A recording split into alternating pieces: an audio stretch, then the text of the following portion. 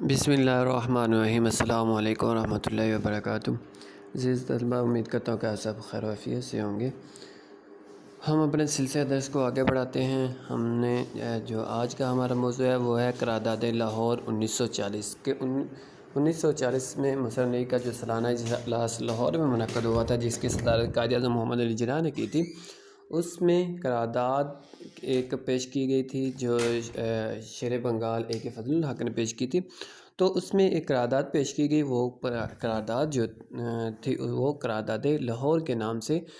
مشہور، کیونکہ اس کی وجہ یہ ہے کہ یہ قرارداد لاہور میں جو اجلاس منعقد ہوا تھا، اس وجہ سے اس قرارداد کو لاہور کے نام سے منسوب کیا جاتا ہے، قرارداد لاہور۔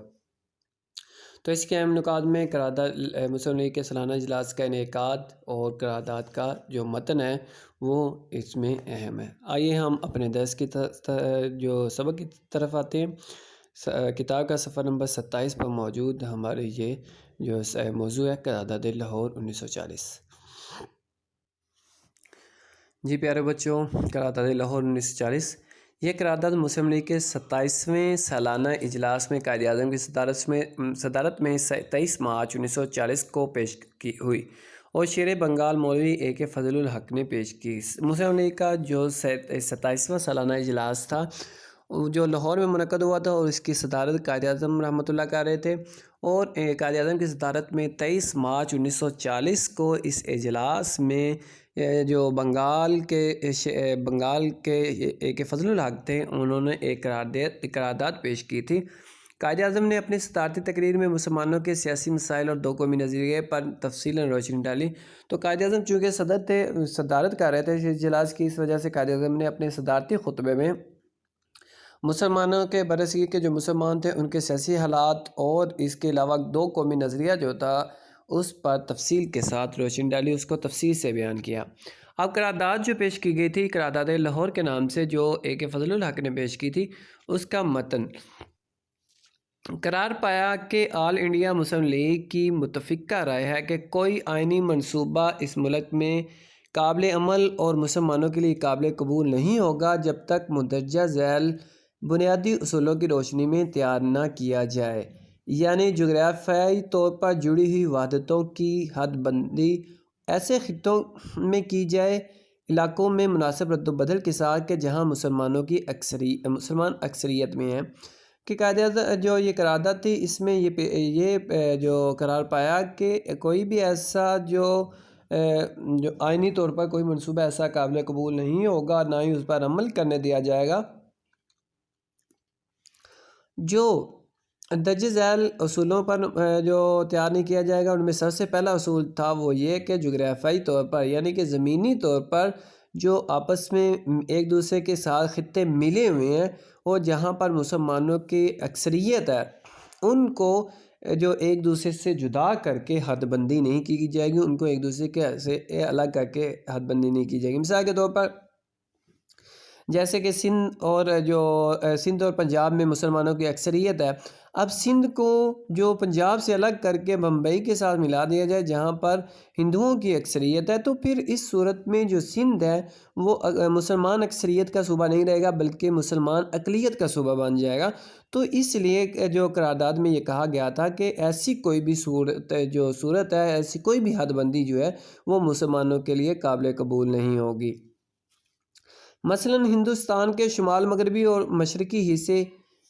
چونکہ یہاں پر مسلمانوں کی اکثریت تھی، اس وجہ سے یہ کہا گیا کہ ان علاقوں کو توڑ کر ان علاقوں کو جدا کر کے دوسرے مسلم اقلیتی علاقوں کے ساتھ نہ ملایا جائے۔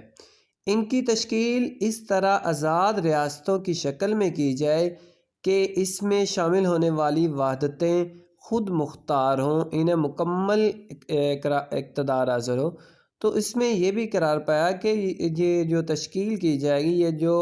جو حد بندی کی جائے گی، اس میں ان علاقوں کو جہاں پر مسلمانوں کی اکثریت ہے ایسی آزاد اور خود مختار ریاستیں بنا دیا جائے جہاں پر ان کو مکمل اقتدار حاصل ہو، جہاں پر یہ اپنے مذہب کے مطابق زندگی بسر کر سکیں۔ اس کے علاوہ ان وحدتوں اور خطوں میں اقلیتوں کے حقوق کا خیال رکھا جائے اور وہ علاقے جہاں مسلمان اقلیت میں ہوں وہاں بھی ان کے حقوق اور مفادات کا تحفظ کیا جائے، اور یہ بھی طے پایا کہ وہ علاقے جہاں پر مسلمان اکثریت میں ہیں وہاں پر دوسرے مذاہب سے تعلق رکھنے والی جو اقلیتیں ہیں ان کی جو حقوق و فرائض ہیں ان کا خیال رکھا جائے، لیکن وہ علاقے جہاں پر مسلمان اقلیت میں ہیں وہاں پر مسلمانوں کے حقوق کا خیال رکھا جائے اور مسلمانوں کے حقوق سلب نہ کیے جائیں اور مسلمانوں کو مناسب حقوق دیے جائیں۔ یہ تھا قرارداد کا جو متن تھا جو پیش کیا گیا تھا۔ گاندھی اور ہندوؤں نے اس قرارداد کی مخالفت کی۔ یہ جو قرارداد پیش کی گئی تھی چونکہ جو ہندوؤں کے نظریات کے خلاف تھی، اس وجہ سے اور ان کی خواہشات کے بھی خلاف تھی، اس وجہ سے انہوں نے اس کا جو مذاق بھی اڑایا اور اس کی مخالفت بھی کی۔ برطانوی پریس نے اس قرارداد کو جناح کا پاکستان قرار دیا۔ برطانوی پریس جو تھا اس نے یہ کہا کہ یہ جناح کا پاکستان ہے، جو کہ ایک مذاق کے طور پر اس کو اچھالا گیا۔ اس قرارداد کے صرف 7 سال بعد مسلمانوں نے برصغیر نے اپنی جدوجہد کے نتیجے میں پاکستان بنا لیا۔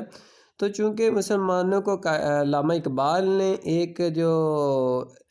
طرف دے دی تھی، ایک سمت کا تعین کر دیا تھا، ان کے لیے ایک مقصد جو سامنے ان کے کر دیا تھا، تو اس لیے مسلمان اپنے کوشش میں لگے رہے، اور 1940 میں اس قرارداد جب جو پیش کی گئی، اس کے بعد مسلمانوں نے اپنی کوششیں تیز کر دی، اپنی جدوجہد تیز کر دی، جس کے 7 سال بعد یعنی کہ 1947 میں 14 اگست 1947 میں جو مسلمان اپنے لیے ایک الگ وطن لینے میں کامیاب ہو گئے۔ تو عزیز طلبہ، یہ تھا ہمارا آج کا موضوع قرارداد لاہور کے جو کیسے پیش کی گئی اور اس کی مخالفت تھی جو ہندو پریس اور برطانوی پریس نے کس طرح کی، اور یہاں تک کہ جو برطانوی ہندو پریس تھا اس نے اس کو مذاق کے طور پر، اس کو استہزاء کے طور پر اس قرارداد کو قرارداد لاہور کے نام سے، قرارداد پاکستان کے نام سے جو پکارنا اور لکھنا شروع کر دیا۔ تو مسلمانوں کو اور قائد اعظم کو یہ نام جو تھا وہ پسند آیا، تو لہٰذا مسلمانوں نے بھی قرارداد لاہور کو قرارداد پاکستان کے نام سے پکارنا شروع کر دیا، اور مسلمان اس میں جو کامیاب بھی اپنے لیے الگ وطن حاصل کرنے میں کامیاب بھی ہو گئے۔ تو آج کا آپ کا جو آپ کی ڈائری ہے وہ ہے قرارداد لاہور جو 1940، یہ ہم نے آج پڑھا ہے، یہ آپ نے یاد کر کے کرنا ہے۔ تب تک اگلے سبق تک کے لیے اپنا بہت سارا خیال رکھیے گا۔ اللہ تعالی ہم سب کا حامی و ناصر ہو، آمین۔